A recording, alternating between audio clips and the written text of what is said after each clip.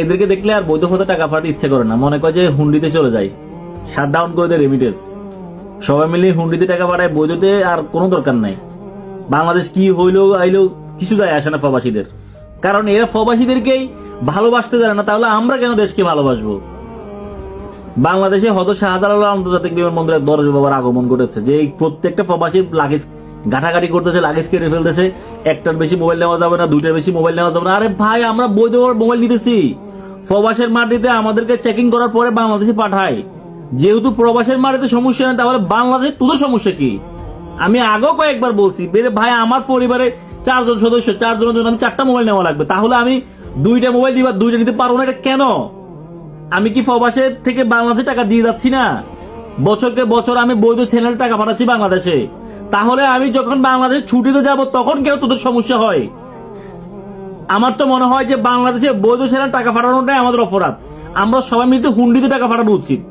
বাংলাদেশ দেউলিয়া হয়ে যাক, খাল্লি বালি কি হইলো না হইলো আমাদের দেখারও দরকার না। যেহেতু বাংলাদেশে এয়ারপোর্টে প্রবাসীদেরকে সম্মান দেয় না, প্রবাসীদের সুযোগ সুবিধা দেয় না, তাহলে আমরা কেন দেশে চিন্তা করব?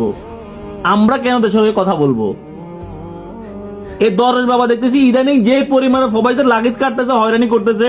একটার বেশি 2টা মোবাইল নিতে হবে না, চোরের মতো প্রবাসীরা মোবাইল নিতে হবে কেন?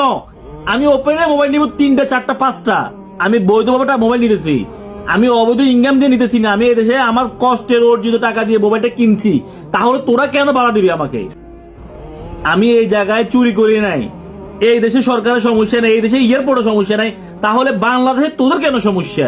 আমি বৈধভাবে মোবাইল নিলে আমি কেন লুকোচুরি করে ফ্যান্ডের ফকরের ভিতর করে নিতে হবে, কষ্টে পেছে নিতে হবে? আমি তো ওপেনে নিতে পারি, তোদের কেন এত জলে? কে রে ভাই, আমি কি 10 বছর 15 বছর 20 বছর ধরে প্রবাসে আছি, আমি কি বাংলাদেশে বৈধভাবে টাকা পাঠাচ্ছি না? আমি কি বাংলাদেশে কিছু দিতেছি না? তাহলে আমি 2 বছর পরে 1 বছর পরে যাবো বা দেশে, এই একবার কেন আমি মোবাইল নিতে পারবো না 2 3টে 4টা? আমি 2 বছর 365 দিন করে প্রবাসের মাঠে আছি। এই 365 প্রত্যেক মাসে মাসে আমি বৈধভাবে বাংলাদেশে টাকা পাঠাই। শুধু আমি 2 বছর পরে একবার বাড়িতে যাব, সে আমি বাড়িতে যাওয়ার সময় 2টা মোবাইল নিতে পারবো না, 3টা মোবাইল নিতে পারবো না, কেন? আমার সাথে কেন তো অবিচার? তোরা কি চাস আমরা প্রবাসীরা আবার ডাক দেই রেমিটেন্স বৈধ পত্রে না হুন্ডিতে পাঠাতে হবে? তোরা কি চাস? বর্তমান সরকার দৃষ্টি আকর্ষণ করতেছি, এই দরের বাবার থামান, ওয়াল্লাহ কাসাম বিল্লাহ, নয়তো রেমিটেন্স হুন্ডিতে পাঠাবো। দেশ কি হইলো না হইলো, দেউলি হইলো না কি হইলো দেখার দরকার নাই।